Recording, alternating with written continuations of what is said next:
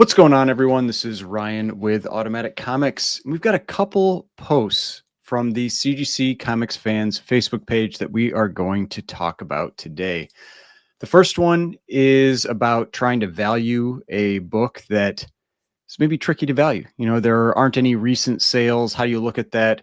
This could be someone that's either looking at the book for resale purposes, for if you're trying to purchase a book, like if you want to know what to pay for it.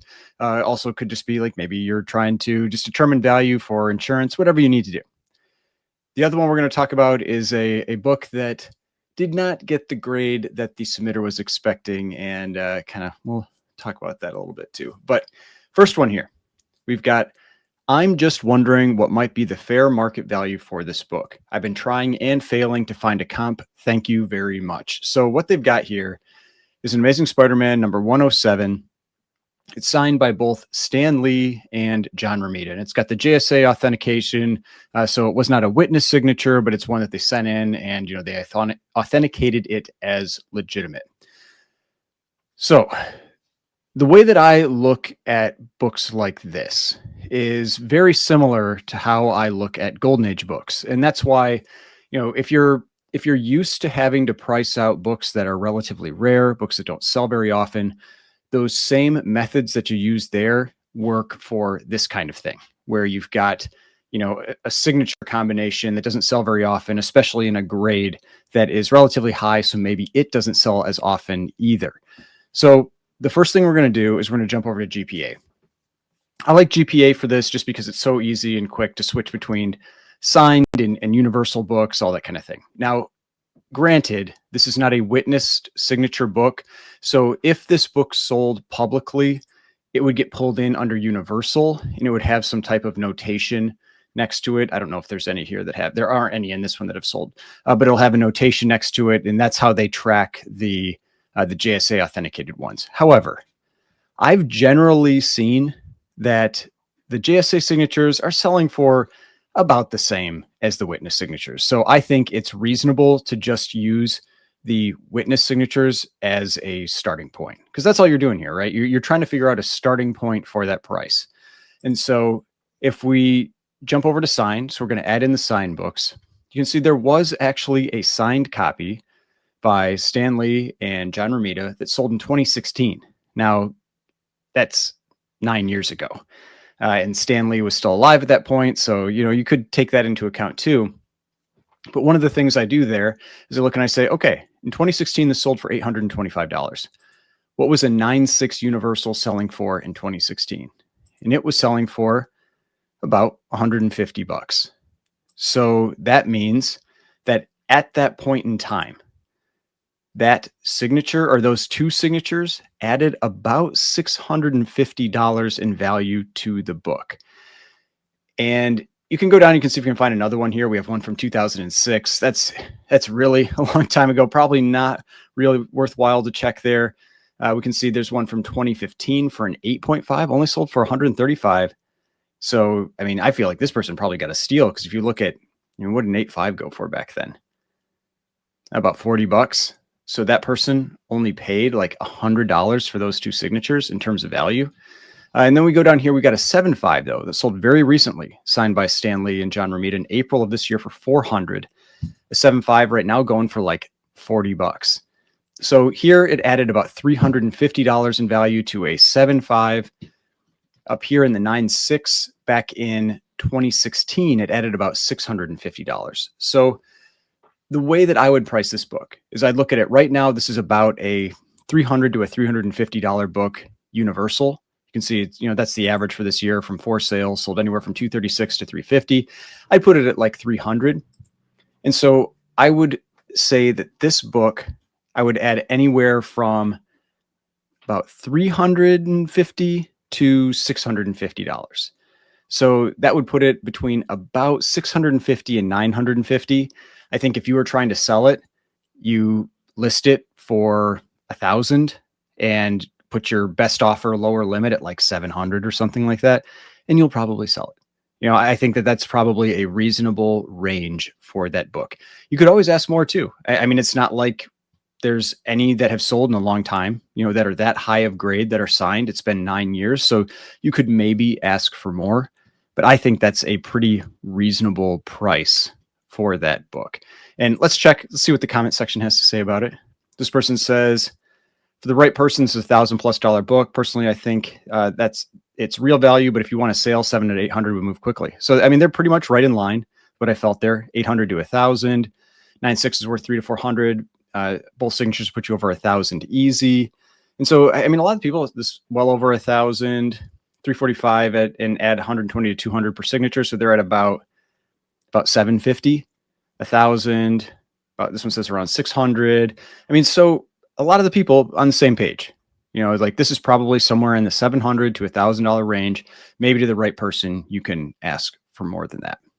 But that's one of the ways you can do this. You look at older sales, you do comparisons with older sales, you look at sales in other grades, and you try to determine a value based on that. And that's the same type of thing you've got to do with older, more rare books, like stuff from the Golden Age. All right, now let's move on to the next post here. So this one, it says, I got these both back today. So riddle me this. How in the world did a comic from 1984 that literally came off of the newsstand score higher than a brand new modern book that has never been read? I was blown away at the low grade on the modern Batman book. Very happy with the Secret Wars 8, though. So his Secret Wars 8, it's a newsstand, got a 9.4. Now we can't see it here, but I zoomed in and I got the cert number, and we'll look at it on CGC's page. The Batman got an 8. So there could be a couple things that happened here. So if we jump over to CGC, put in the cert 46393650001, you got Batman 158 from 2025, 8.0, white pages, signed by Jim Lee. Did the JSA authentication. That's why it's the yellow and black instead of just gold.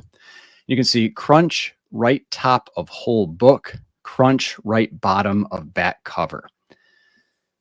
So I don't know exactly what happened here.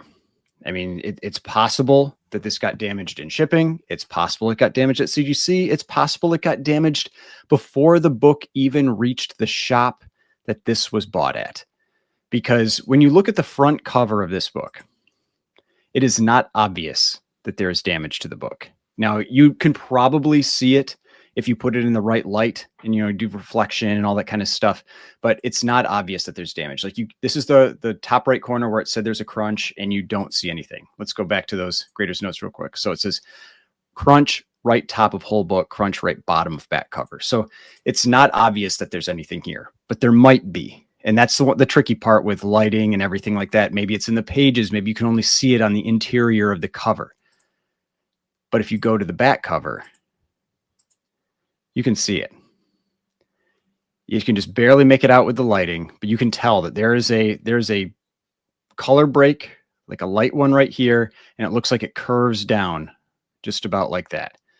And I think that is the primary reason this book got an 8. Now, if you had gotten this pressed, that could probably resolve a decent amount of that, and maybe it gets like a 9.4 or 9.2. If that's color breaking, and depending on if there's like kind of like wrinkling, from fiber breaking, you may be pretty limited on how much you can press out, but you could probably get better than an 8. And so that's one of the things that I've talked about in a number of videos. You also just wonder, was this book in a bag with a board and just sent directly in? And, maybe they didn't look at the back cover, because I've seen a number of cases where that has happened, where someone doesn't look at the back cover. The front looks very nice. So it's also possible. It's even a little easier to see it from the distance here. You can tell where that is. Now, the crunch on the bottom, here, we'll go to this figure here. The crunch on the bottom, I could not see. So again, this is probably a case where you can maybe see it in the lighting, but I cannot make out that crunch on the bottom. I don't know where exactly that is. If it is something that's easy to see once you have it in the right lighting or whatever, but on the top here, it is pretty obvious that happened. So yeah, that could have happened anywhere, but that is why this book got an 8. And that's why I always say, like, even if a book is brand new, the way that these brand new books get shipped, they're not shipped with bags and boards. They're shipped in a box, just all loose, and they get jostled around, and they can easily take damage to corners and edges and everything. And so it's no guarantee that you're going to be a 9.4 plus or like a 9.8. Like a lot of people, I think they think you just buy it off the rack and you're guaranteed a 9.8. And that's just not the case. And this is one of those cases. Now, again, it could be that this was mishandled somewhere, you know, along the line when it was being graded or whatever, or something happened during shipping and the corner of a box got damaged or something. But because it is solely like this real visible stuff seems like it's on the back, I wouldn't be surprised either if this has been like this ever since it was basically brought to the, you know, the comic shop or whatever, where it was picked up. But yeah, always make sure you check the backs of those books. Because like if somebody, like if they had a picture, which I know most people don't do, like I don't take pictures beforehand of the front and backs of all my books. I'm not going to do it. Like I'm sending in hundreds, like usually, like I think my last submission was like 120 some books. I'm not going to take pictures of the front and backs, everything. I'm just not going to do it. But I know some people, if you're just sending in one or two, maybe do it, you know, and then if you have a problem, you have that thing to reference if you see an issue. But yeah, it's unfortunate. That's why it got an 8, you know, that ding up there and then whatever may be going on in the bottom right corner. This is nothing. This is just a scuff on the case. But yeah, it's always fun out there, you know, trying to figure out why things get the grades that they get. But hopefully you enjoyed this video. If you did, please hit that like button, subscribe button, notification bell, and I will see you on the next one.